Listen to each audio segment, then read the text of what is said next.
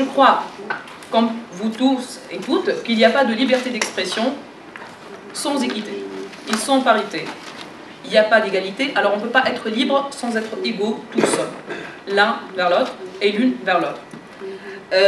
Aujourd'hui, notre rapport il était un peu spécifique, certainement, parce qu'on n'avait pas l'habitude de le traiter avec le focus genre.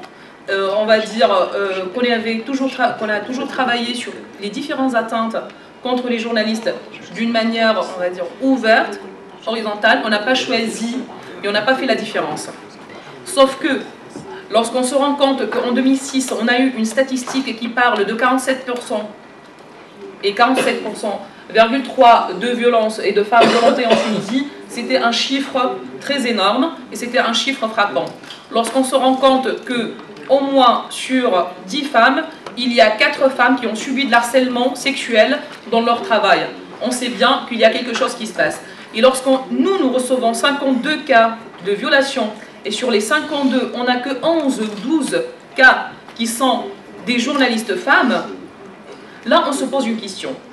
Nous avons toujours suivi toutes les atteintes contre les journalistes, mais on a du mal à trouver les atteintes contre les journalistes femmes. On a du mal à les trouver et on a du mal à recevoir aussi des cas. Alors que nous avons des statistiques qui disent qu'il y a de la violence dans notre société, et précisément lors d'une transition démocratique assez compliquée comme celle qu'on est en train de vivre actuellement en Tunisie. On s'est posé la question, il y a quelque chose. Effectivement, il y a quelque chose. Partons bien sûr de la mentalité et de la situation socio-culturelle tunisienne. Une femme qui a subi de la violence, elle ne le réclame pas, elle ne le dénonce pas. Elle a du mal à le dire. Et ça, on le sait tous. On a du mal, en tant que femme assez placée ou en tant que femme soumise, de dire « je suis victime de violence, je suis victime de violence dans mon travail ou je suis victime de violence parce que j'ai fait mon travail ». Alors, aujourd'hui, les journalistes, elles subissent de la violence, ça c'est certain. On veut bien qu'elles le réclament, mais il y a du mal. Il y a du mal qu'elle arrive tout d'abord en tant que femme de dire « je suis une femme battue ou soumise ou qui a subi de la violence », de faire un pas encore en avant et de dire « là, je suis victime d'harcèlement sexuel au sein de mon travail en tant que journaliste ». Ou par exemple, de dire, lorsque par exemple les forces d'ordre ou un groupe politique qui intervient, et généralement sont les acteurs des agressions contre les journalistes, ils placent des agressions verbaux, une agression verbale un peu spécifique aux femmes. On le sait tous.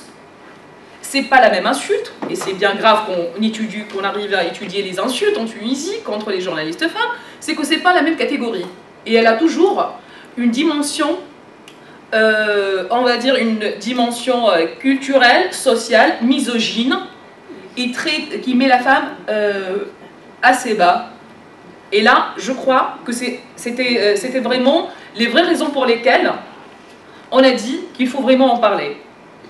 Et à partir du moment où on a eu les 2 premiers cas d'harcèlement sexuel, c'était très courageux de ces 2 journalistes, et vous devriez savoir quelles sont des régions les plus internes et les plus perdues dans la Tunisie, et que tout le staff subisse pratiquement la même chose, et qu'elle refuse de le dire.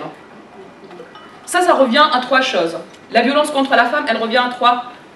La violence contre la femme en tant que journaliste, elle revient à 3 raisons. La première raison, c'est que la précarité, l'élément économique. Nous savons bien que les journalistes sont les mal payés, quoi. On doit le savoir. Ils sont payés par 30 dinars, une pige, 40 dinars, un reportage vidéo, 200 dinars, un mois de travail dans une radio. C'est lamentable. C'est une vraie précarité et une situation économique pour tous les journalistes insupportable. Alors, les femmes, bien sûr, où on souffre déjà de précarité féminine, et on parle bien que les femmes, elles ont plus de chances à être plus pauvres que les hommes, et ça c'est une réalité prouvée par les statistiques. Aujourd'hui, ces femmes, elles sont obligées d'accepter tout type de violence, rien que pour avoir ces petits sous vers la fin du mois. Ça, c'était le premier élément et la première raison. La deuxième raison, bien sûr, la mentalité, et comme on l'a bien précisé, la situation et on va dire, les éléments socio-culturels en Tunisie.